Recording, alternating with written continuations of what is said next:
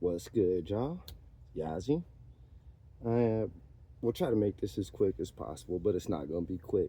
So if you don't have a long attention span, keep that scrolling.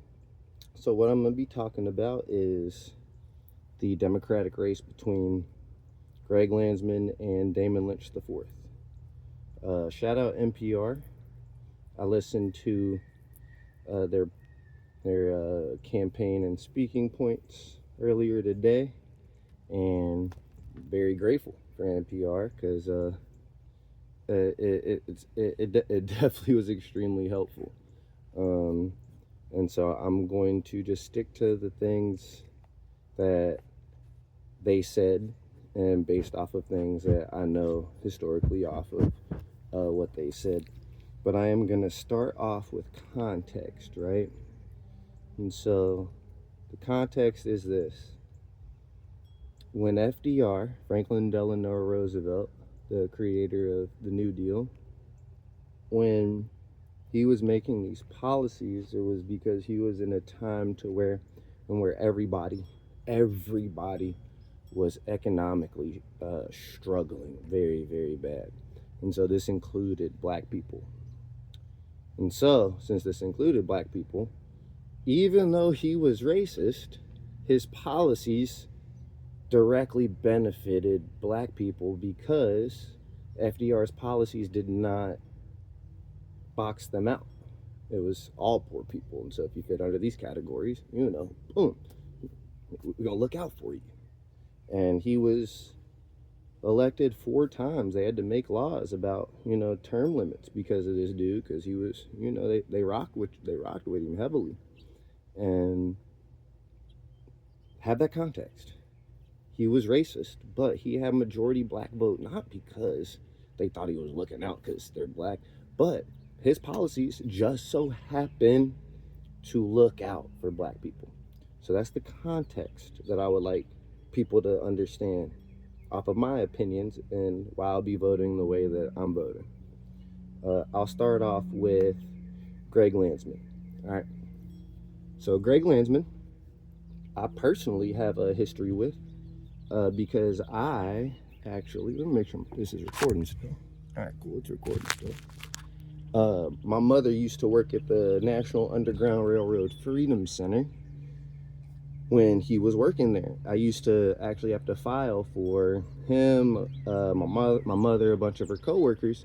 That was my volunteer job when I was 12 and 13 years old, every single of those 2 summers. And so I knew him when he was a young buck. I was 12, I was literally 21, 22 years ago. So I know him. I thought he was cool when I was a kid. I thought he was cool, like cool white boy. I fucks with you, yeah. But this is the reality. He is a Zionist. He is AIPAC funded. And that's the reality. The reality is most politicians and Democrats in particular, they are funded by AIPAC. That is a huge, huge problem. Very huge problem. A problem that I am constantly vocal about and will continue to be vocal about. His stance on Iran needing to be removed as a threat that's extremely troubling. Him bringing up, for the past 43 years, but him being a Zionist truly ignoring I don't even know how many years since 1947, the slaughter of Palestinians by Israelis slaughtering Palestinians. So that's all fucked up. But this is the unfortunate reality. I do research on people and candidates. That research includes, I like to go and tap in who's in your immediate cabinet, who's your campaign manager, who are the people that you have on the streets, get putting the ear out of what are the needs out there. Do you even have those people out there? Something that we have to have an unfortunate nuance about is that Greg Landsman has actually thrown a lot of money and a lot of funding that is not easily accessible to some of the most impoverished hoods in Cincinnati. Millions of dollars have been funneled to peaceful events to actually get activities going, particularly for black children. I have seen that he has supported ground workers for this. So this is the nuance here, right? I understand he's a Zionist. I understood Kamala was a Zionist, right? But this is the unfortunate reality when you are understanding what you're invested in immediately in your local politics. So what am I trying to do in my local politics? I'm actually trying to help create programs for young black children so they deserve to have a childhood that is just filled with nothing but amazing memories and not fucking PTSD. Unfortunately, this Zionist Democrat has put in actual equity into that. He gives money and light to people from those communities to do that. It's one of the most kind of incredible feelings for me personally, because it's like, it is very conflicting. But this is a lesson that I learned from my ancestors who died to vote, right? What you do is you vote simply on your personal local best interests, so y'all have the chance to organize further and get better legislation. That's how it works. We have, in society, we have been turned into tapping in with politics and things like that. And now we know so much about celebrities and all this dumb shit. And we can understand nuances about all of these celebrities, but somehow all of that nuance is missed out on the actual people who are creating legislation for us, and I don't know, making cannabis illegal for us. Oh, I'm sorry, it's legal. So, in all honesty, I don't fuck with Greg Landsman. He's a fucking Zionist. What is we talking about? Simultaneously, I've seen him actually give his sweat equity to the hood. And the money that he's able to generate is unreal. And most people cannot generate that money. And they will not. So that's why I'm going to be voting for Greg Landsman.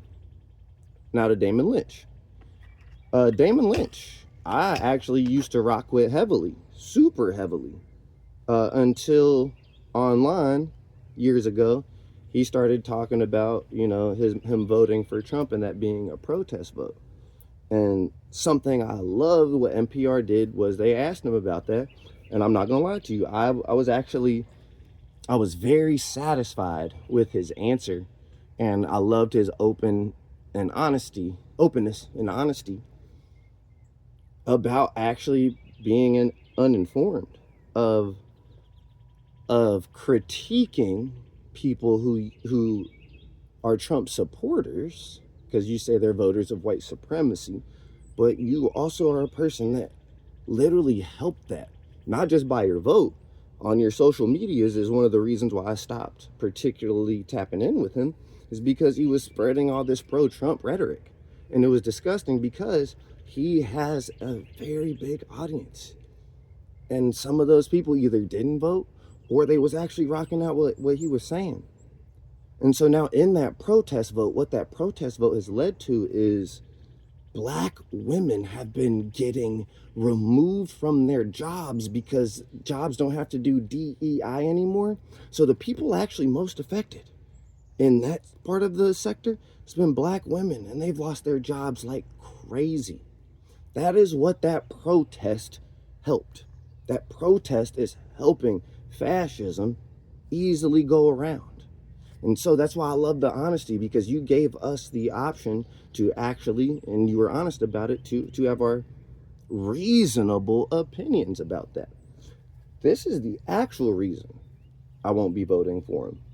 It actually has nothing to do with that. This is what it has to do with.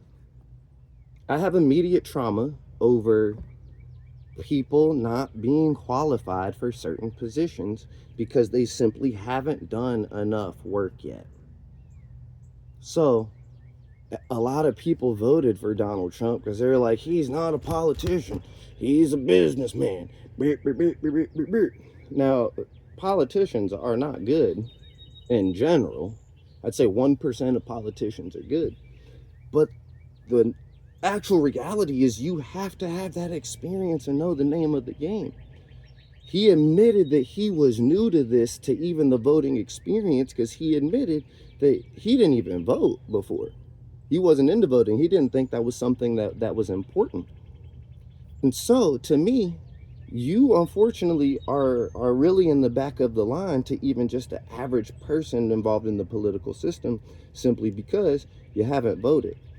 This is something where I would vote for Landsman and Lynch IV if it was a local school board position, something along on those levels. I would actually vote for him. And what that would show me as a voter to gain my trust, it would show me that you respect the process to be trusted. So you are going to gain the knowledge at each level that you need to gain. So you then earn my trust. So then I am confident that you actually are serving my best interest based off of the things that I've seen you accomplish in this arena before. That's how it works. In the restaurant industry, right? The best service industry employees are the ones that started as, if you're a bartender, started as a bar back. Because what you did is you learned process. You learned how to stock properly. You learned how to clean up your area. So then once you become a bartender, you just learned process and you learned space already. All you need to do now, you have to have the people aspect of it. You got to have the craft or whatever aspect of it, more the social people aspect of it. That's how you become a trusted bartender first, for the most part, is you go and you learn through the ranks. You can't skip the ranks when you haven't even voted straight to this position. I would even vote for you. I would vote for you on city council. But this is a position where you would be representing us in Washington. And this is the fact. I haven't seen you have millions of dollars of sponsors at your will to be able to transfer to the causes that you deem worthy from your constituents voting for you. I simply don't know enough because you haven't even have a voting record. That's the only reason I'm not voting for you. It's very simple. You haven't done enough. So I want that to just be understood. I really do hope he runs for like more local offices, because I would love to see somebody in his position, someone who claims to be an actual progressive, and I would like to see them properly go through the ranks so then they can make those impacts that they say they can make. But let's start on a smaller level. You trying to build a whole entire 1,500 square foot building. You won't even know how to use a hammer yet. You said you picked up the hammer last week. Come on, let's just be realistic.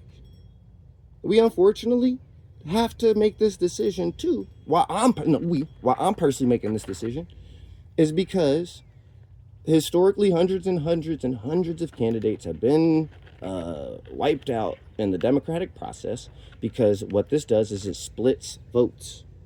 Okay, it splits votes. So what happens is we have on the other side, we have a fascist. That is the opponent. The opponent is a fascist. What this is potentially going to do, and most likely do, is going to split the Democratic vote, essentially making it null and void. And then the fascists are unified, and then their fascist dude is going to get in there. That's how it works. That's what's at play here, and that's what's happening. So, hope y'all stayed tapped in for that long. Yeah, that's the reasons why I will be voting the ways that I do. I want this to be very known that I don't believe in telling a motherfucking soul how to vote. Just believe everybody should be more educated, and then once we are all on a more educated level, then we can do what the democratic process is supposed to do and all that hoop-de-doo and whatnot.